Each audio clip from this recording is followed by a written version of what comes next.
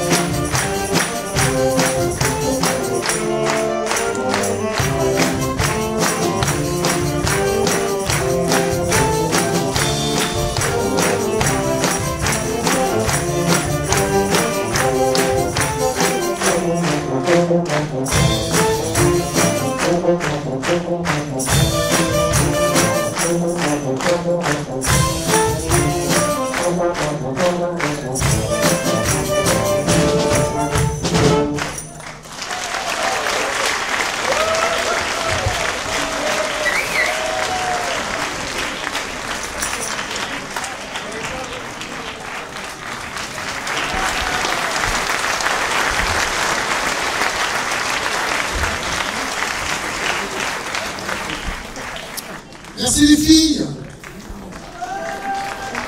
Merci les girls. Eh oui, merci madame. Un mot commun entre les deux morceaux que les filles ont interprétés. Quand je dis les filles, les presque filles, hein, ça vous a pas échappé. Il y avait un intrus à la batterie. Il a essayé de se déguiser, mais bon. Donc le premier, c'était The Girl from Ipanema. Ça a échappé à personne, j'imagine, j'espère en tout cas. Donc c'est un morceau qui a été écrit en 62 précisément. Donc un gros tabac des années 60. Hein. Ça a été écrit par Antonio Jobim. Il a été décoré d'un award meilleur disque de l'année en 1965. Bon, c'est un titre qui a été repris. Wikipédia nous dit que ça a été repris par plus de 300 interprètes, dont Sacha Distel, Frank Sinatra et autres. Donc ça c'était le premier morceau. Le second... Bon, je pense que vous connaissez tous Barbie Girl. Donc c'est un groupe scandinave. Aqua. C'est sorti en 1997. Que dire d'autre? Intéressant, Barbie et Ken, tout le monde connaît. Mattel, la maison Mattel a attaqué ce groupe, c'est intéressant, hein, pour avoir violé la marque de fabrique de Barbie, transformée en objet soi-disant sexuel. Ironie de l'histoire, quand même, c'est que Mattel, aujourd'hui, utilise depuis 2009 ce titre pour ses publicités à la télévision. Donc c'est quand même assez rigolo. Bon, puis une petite guerre encore, États-Unis, Europe, enfin bref. On va pas s'étendre sur le sujet. Et pour continuer, Si je peux me permettre, Stéphane. Ouais. Je vais pas encore dire de conneries. Parce que j'ai fait un carton rouge l'année dernière, je parlais trop, il paraît. Je sais pas si c'était moi, c'est pas vrai. Ce groupe, je l'adore. Je l'adore parce qu'on donne un morceau, Denis nous sort les conneries qu'il a sorties, vous voyez. Et l'année dernière, en rentrant des Saint-Georges dans le bus, j'ai voyé les filles qui manigançaient entre elles. Et ça parlait de jouer ensemble. J'ai dit en fait, c'est que vous voulez enlever les anciens, quoi. Vous voulez que être entre filles. Donc c'est une idée qui leur est venue l'année dernière en rentrant des Saint-Georges, comme quoi ça fait du bien d'aller au Saint-Georges. Et elles m'ont demandé de checker un petit peu, mais elles ont répété elles-mêmes, elles ont trouvé le répertoire, les partitions, tout elles-mêmes. Voilà, c'est ça la force de ce groupe, c'est tout le monde qui amène sa pierre à l'édifice, comme dans une vraie société. Et je leur remercie énormément. Merci Stéphane.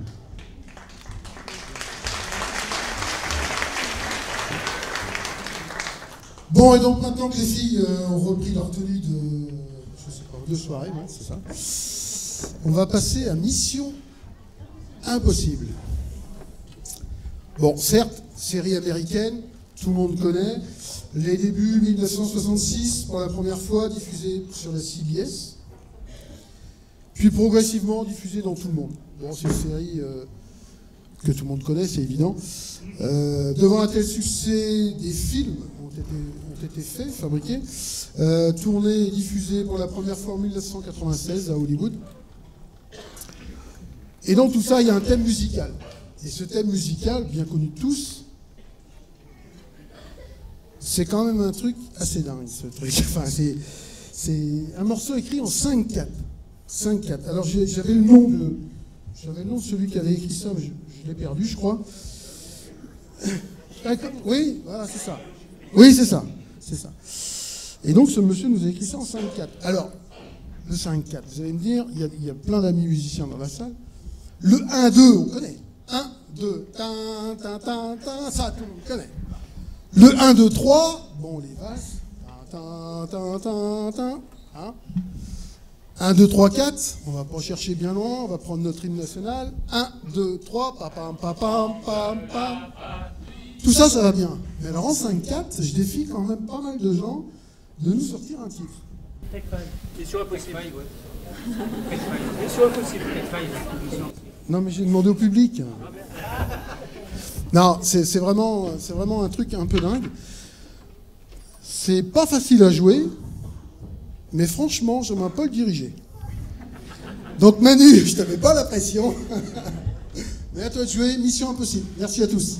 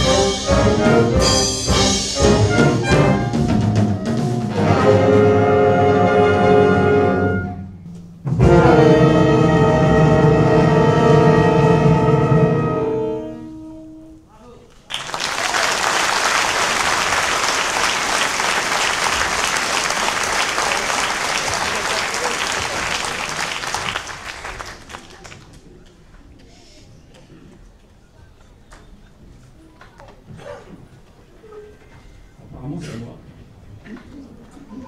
Je vais utiliser le service d'une collègue musicienne, mais aussi américaine, parce que ça va nous aider à prononcer le titre de ce morceau. Erika, s'il te plaît. Don't you worry about a thing. Voilà. Donc je ne vous ferai pas l'affront de le redire, bien sûr. C'est une chanson très célèbre d'un très grand auteur, compositeur, interprète américain qui est Stevie Wonder.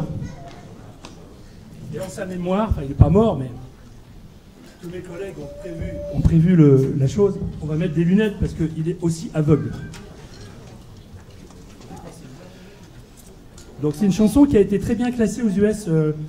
Elle a été écrite en 73 et très bien classée dans tous les différents classements. Elle a été arrangée par Paul Murta.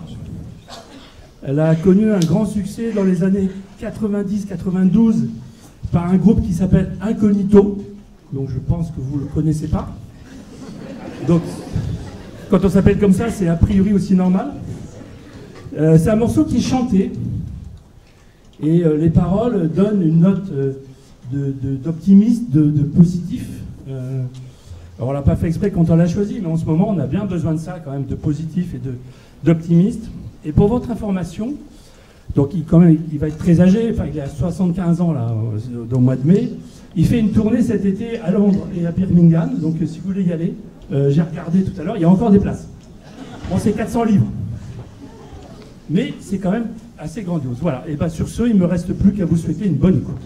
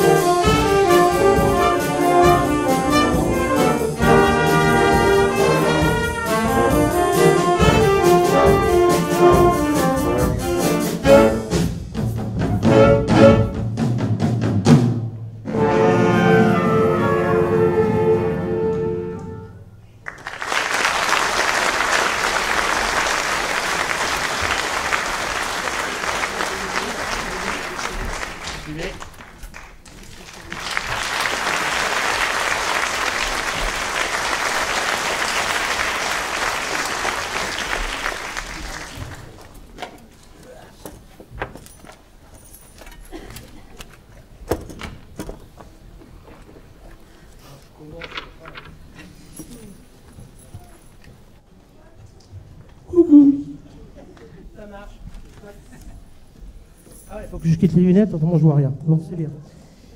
Bon, alors ce monsieur le morceau que nous allons vous interpréter maintenant, c'est un medley d'un monsieur qui est né à Paris en 1951.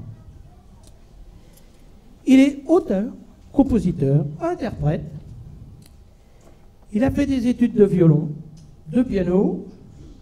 Un jour, il en a eu marre, il s'est mis à la guitare. Il a fait partie du groupe Typhoon. Il a été pendant quelques années l'artiste préféré des Français. Il a écrit pour beaucoup d'artistes, dont Johnny, Céline Dion, et surtout la musique que tout le monde connaît, qui est Les Restos du Cœur. Donc, qui est ce monsieur? Jean-Jacques Goldman, tout à fait. Donc, voici, interprété par la lyre de Saint-Georges, conduite par l'honorable Manu, un medley de Jean-Jacques Goldman.